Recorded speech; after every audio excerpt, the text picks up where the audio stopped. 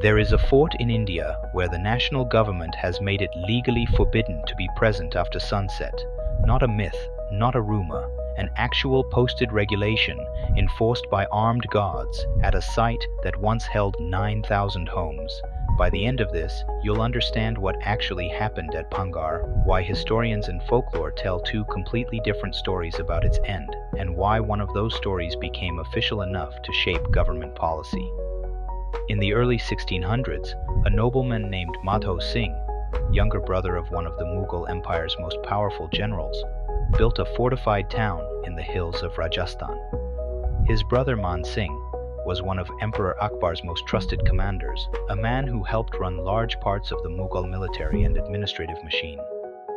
Madho Singh's fort at Pangar wasn't some minor outpost. It was built with imperial connections behind it, and it grew fast.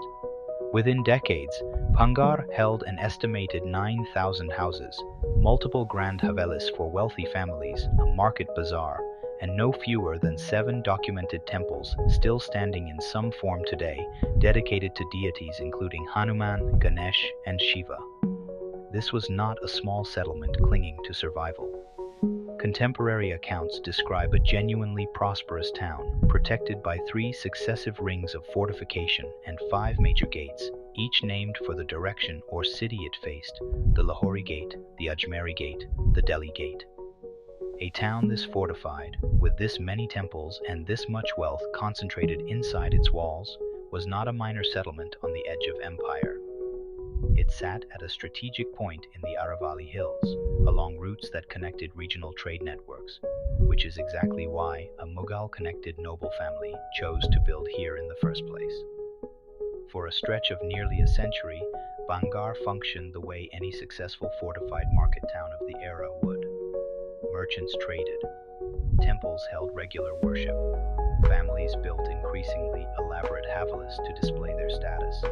Nothing about its first 100 years suggests a town destined for sudden ruin.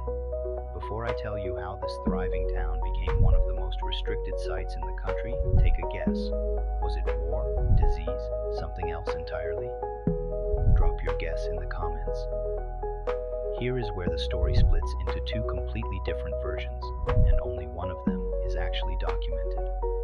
The first version is the one you'll find on every ghost story blog. A holy man named Balu Nath supposedly gave permission for the fort to be built on the condition that no structure's shadow would ever fall across his hermitage. Generations later, a descendant of Madho Singh built the palace walls too high.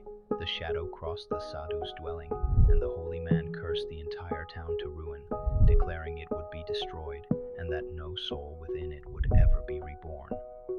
A second version of this legend is even more elaborate, and it's the one most tour guides tell today. A sorcerer known as Singhia supposedly fell obsessively in love with a princess named Ratnavati, ruler of Pangar's royal household. Unable to win her by ordinary means, he prepared an enchanted perfume oil designed to hypnotize her into submission the moment it touched her skin. According to the story, the princess sensed something was wrong with the bottle and, instead of using it, threw it against a nearby boulder. The enchanted oil supposedly activated the stone itself, and the boulder began rolling downhill under its own power, chasing the sorcerer down and crushing him to death.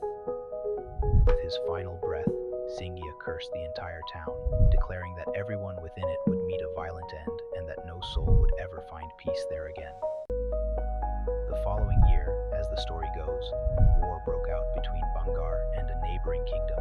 The princess died, and the town was left in ruins, exactly as the dying sorcerer had predicted.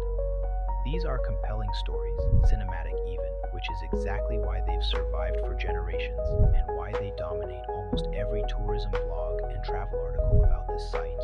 They are also, according to every historian who has actually researched Pangar's records, complete folklore with no documented basis. No contemporary Mughal-era record mentions a sadhu's curse. No administrative document references a sorcerer, a princess named Ratnavati, or a self-propelled boulder. These stories appear to have developed generations after the town's actual decline, likely as a way to explain an abandonment that, at the time, had far more mundane causes than romantic betrayal and dark magic. What actually happened is less supernatural and, unsettling because it reflects a pattern that repeats across abandoned settlements throughout history. Historians point to two real documented pressures that converged on Bhangar in the early 1700s. The first is a severe regional famine around 1720, part of a broader pattern of agricultural collapse across northern India during that period, which forced mass migration away from towns that depended on stable harvests. When crops fail across an entire region for consecutive seasons, fortified market towns like Bhangar don't collapse in a single dramatic night.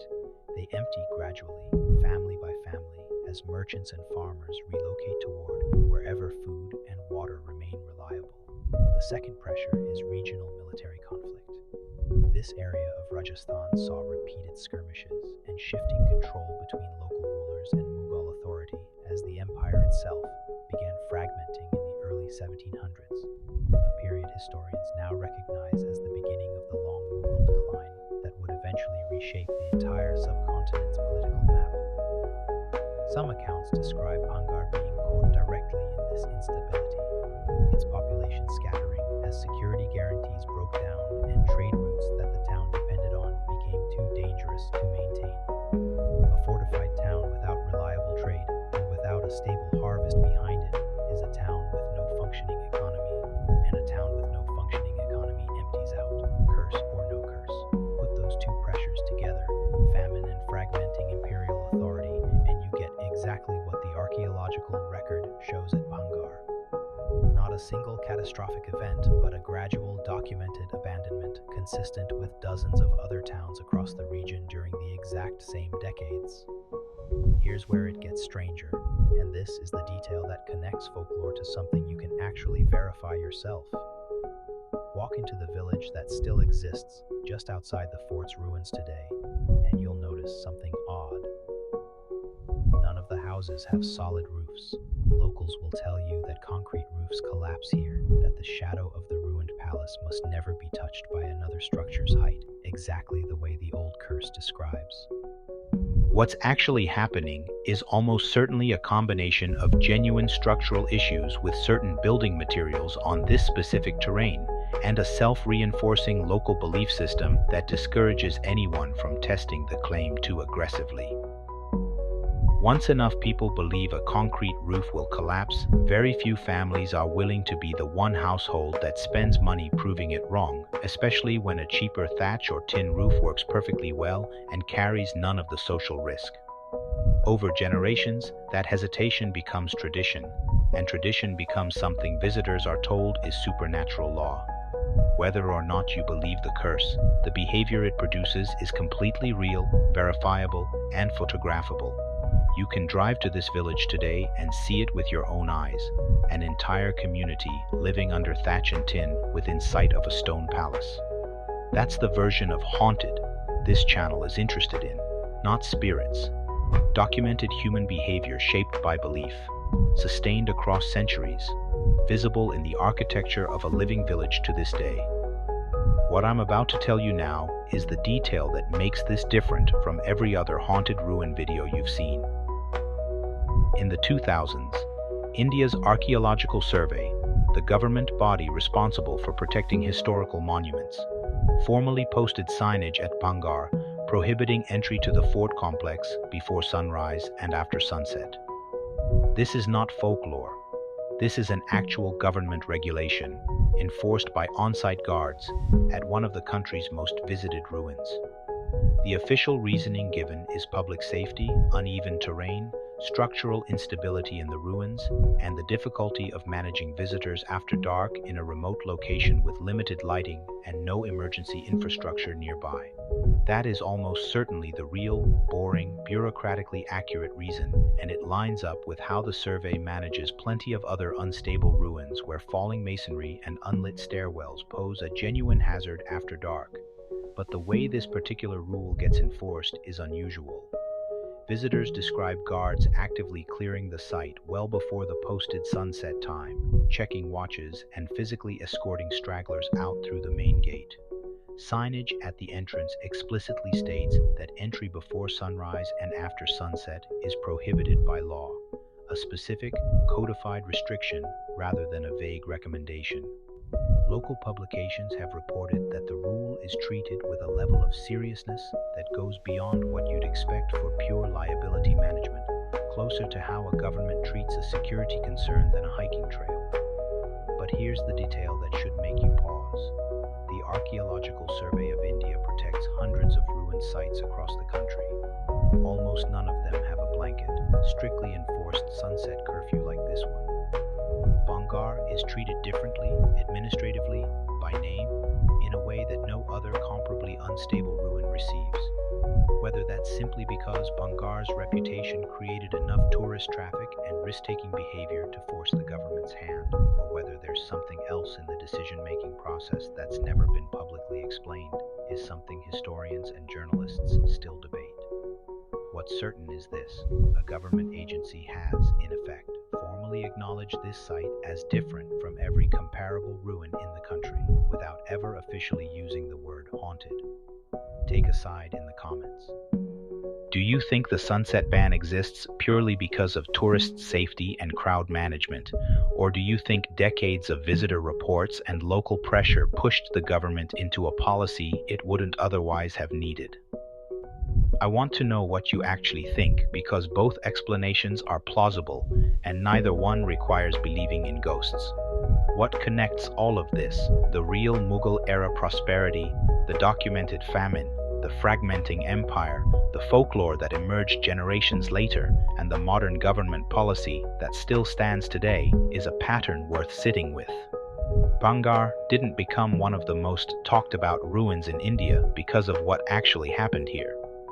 It became famous because of the story people told afterward to make sense of an ordinary, explainable collapse. That's true of a lot of cursed places around the world. The history is almost always more mundane than the legend, and almost always more interesting once you understand why the legend needed to exist in the first place. A famine doesn't make for a dramatic story. A slow, bureaucratic collapse of imperial authority doesn't make for a dramatic story either. A curse does. A vengeful sorcerer and a doomed princess do. And once that curse story took hold, generation after generation, it became powerful enough to shape tourist behavior, local construction choices, and eventually official government policy, all without a single verified supernatural incident ever making it into a court record, a police report, or a peer-reviewed study. Think about what that actually means. A story with no documented origin, no named witnesses, and no physical evidence became strong enough to influence how an entire village builds its homes and how a national government manages public access to a protected monument. That's not a story about ghosts. That's a story about how belief, repeated often enough and taken seriously enough by enough people, becomes functionally indistinguishable from policy. What you just watched is one version of how ordinary history gets rewritten into legend, and next time I'm covering a place where the opposite happened, where the true documented history is far darker than any myth people invented to explain it. Subscribe, because that one connects directly to what you just learned about how governments handle places they can't fully explain.